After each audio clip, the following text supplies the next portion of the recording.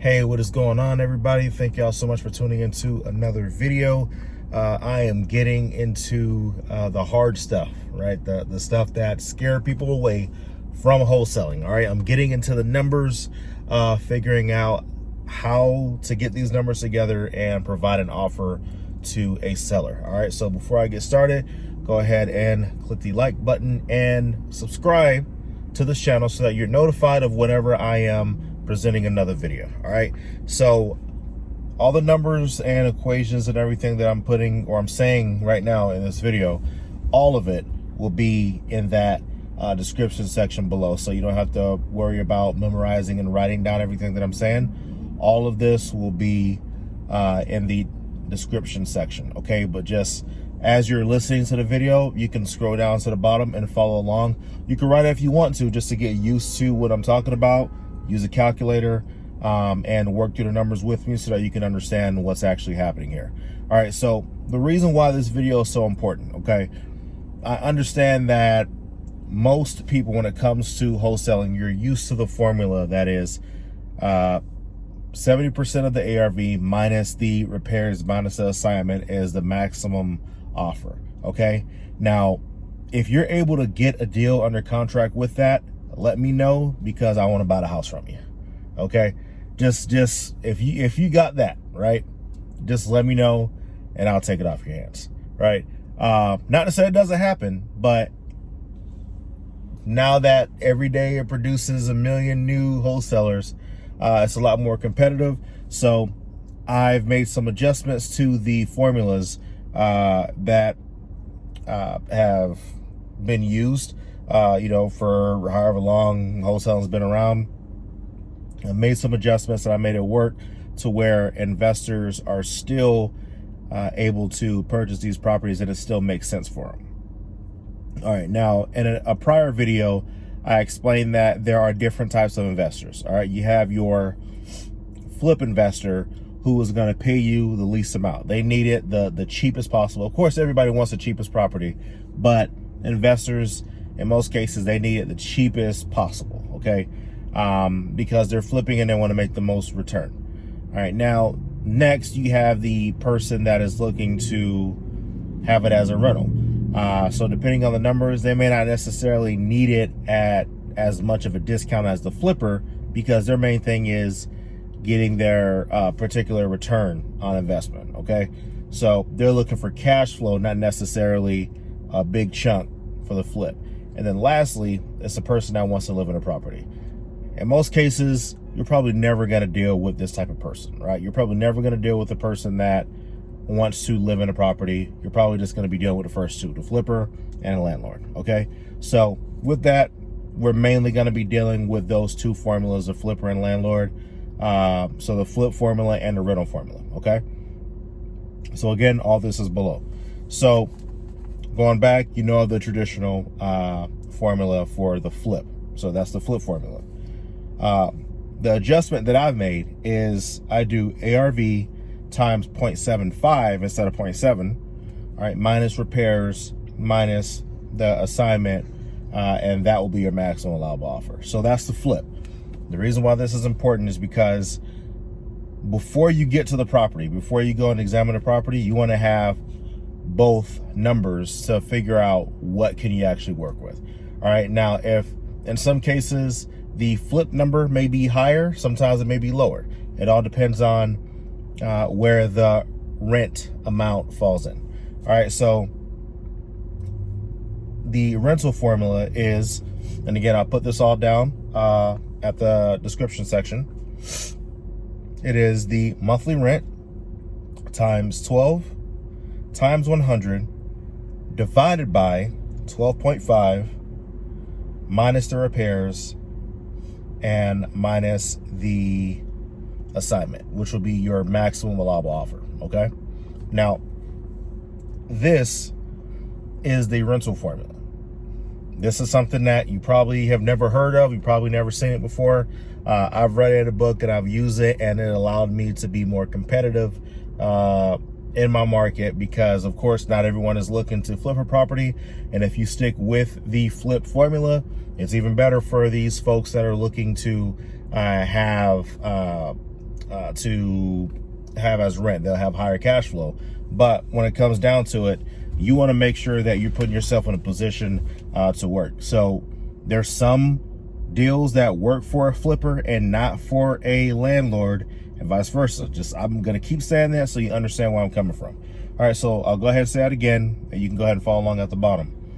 Monthly rent times 12, all right, times 100, divided by 12.5, minus the repairs and minus your assignment, and that will be your maximum offer. So what is a 12.5?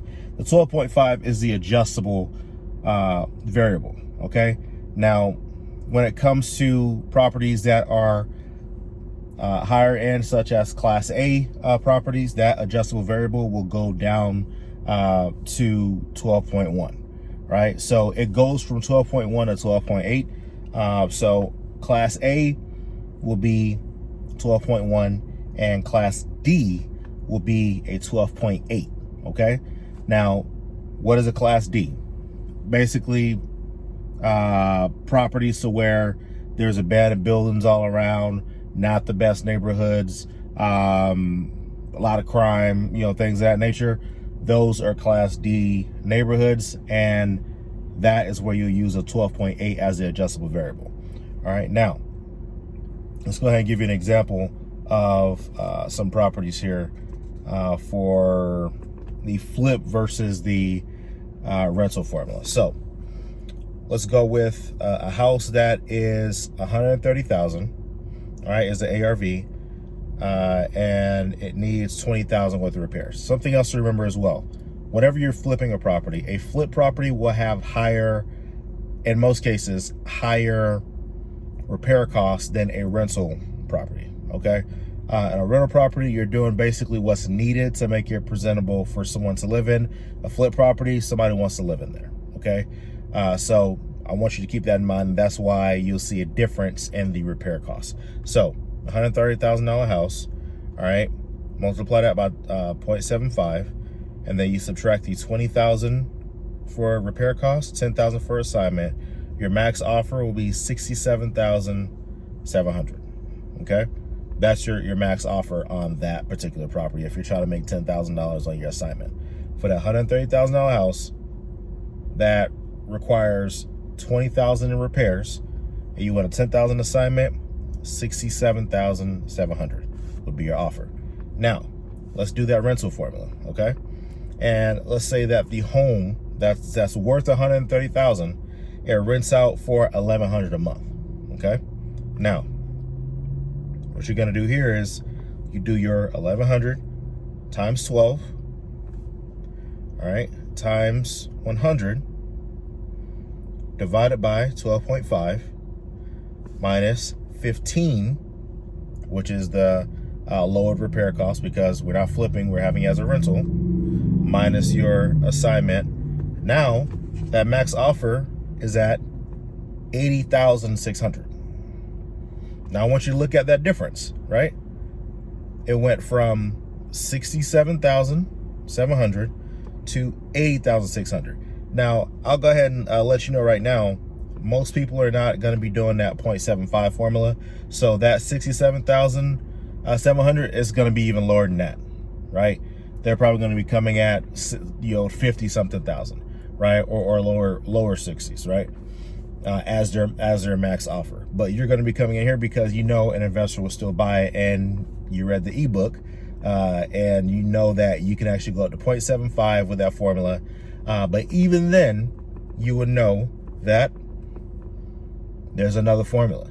So a great situation for this particular property would be if you're able to get this property with the flip numbers and sell it to somebody who wants to rent the house, okay, to be a landlord, because there it's an even larger spread. All right, so you went from making 10,000 to 20 something thousand, or a little bit lower than that. So it really increases your assignment potential if you're able to get that flip number, all right, and then sell it to a landlord. And that's why I said, and I emphasize, the person that wants to flip they want different numbers than somebody who is a landlord. Of course, everybody wants the cheapest price, but what works for a landlord may not work for a flipper, and vice versa. So I wanted to go ahead and share those numbers with you. If you guys have the ebook, go ahead and read over that section and make sure you thoroughly understand it. Go ahead and also read that description section in the video below, so that you could actually see how everything was written out, so you can follow along. Put different numbers in there. So for example, if the house was 130,000 ARV, but it rented out for 850, it's a different situation, right? So the price points would be different. It may have been better to do a flip number instead of a rental number, as far as having the highest offer that you can present to the seller. So the way that I do it is, before I go to appointments, I get these numbers together and I figure out which number is highest, and I work towards that number whenever I'm going to an appointment, because I already know everybody that reached out to you, they're going to give you a number way lower than what I'm giving you. All right. Now, I want to make sure that you guys are doing this right. And I've also created another video that goes over repair costs. So it's important that you know how to calculate repair costs, and it's important that you are working this formula correctly, because what you don't want to do is do everything wrong. And whenever you're dealing with these end buyers, you're just completely off, right? You don't know what you're talking about. Numbers are ridiculous. Like, you want to make sure that you're making sense with this. Now, it will come to a point to where it's like the rental formula, even though it'll be higher, it'll be a situation where the numbers will come out to where it's well above or super close to the ARV. You want to make sure that you're making sense with your offers as well. All right, so don't just say, okay, well, this offer is higher, so let me go ahead and do it. And your offer is 119 and the property is worth 130 without any repair. It's like, don't do that, right? Make sure that you're making sense with it. But this is what allows me to be competitive in my market against other wholesalers, because I have another formula that would work for these other individuals as well, man. So thank y'all so much for watching another video. Go ahead and like this video if it has provided any value for you, and go ahead and comment below other topics in wholesaling that you'd like for me to cover, and go ahead and subscribe so that you are notified of whenever I am posting another video. And with that being said, I cannot wait for y'all to get your first deal. And as soon as you get your deal, go ahead and let me know. And if y'all have questions for me in regards to wholesaling, go ahead and put a comment below, or just text that number that's in the description section as well. And I'll go ahead and get back to you. And I really can't wait for y'all to get your first deal. Wholesaling is amazing, and when you're holding that check in your hand, it's like nothing else in the world, man. So thank y'all so much for watching another video, and I'll see you on the next one.